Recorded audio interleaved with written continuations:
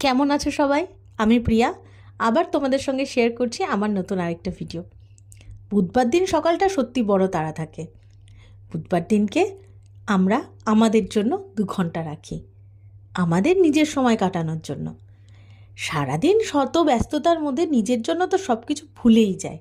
সপ্তাহে 7 দিনের মধ্যে 2 ঘন্টা নিজের জন্য চাওয়া এমন কিছু বেশি নয়, কিন্তু সেই 2 ঘন্টা নিজেকেই বার করতে হবে।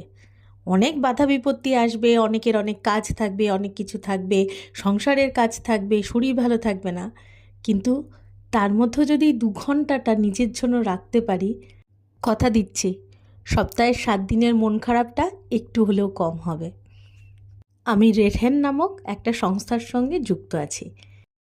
প্রায় 10 বছর ধরে কেমব্রিজে আছি। 10 বছর ধরেই ভাবছি যে বোটানিক্যাল গার্ডেনে যাব কেমব্রিজে, কিন্তু যাওয়া হয় না। রেড হ্যান্ডের উদ্যোগে এই দিন আমরা সবাই মিলে চলে গেছিলাম বোটানিক্যাল গার্ডেনে। সকালবেলায় যথারীতি তাড়াহুড়োর মধ্যে ব্রেকফাস্ট করে আসতে পারিনি, আমরা লাঞ্চ করে নিয়েছিলাম।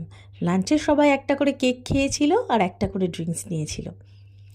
আমি অর্ডার করেছিলাম একটা আইস ল্যাটে, একটা বেগলস, তার মধ্যে স্মোক স্যামন, ক্রিম চিজ আর শসা পাতলা পাতলা করে কেটে দেওয়া ছিল।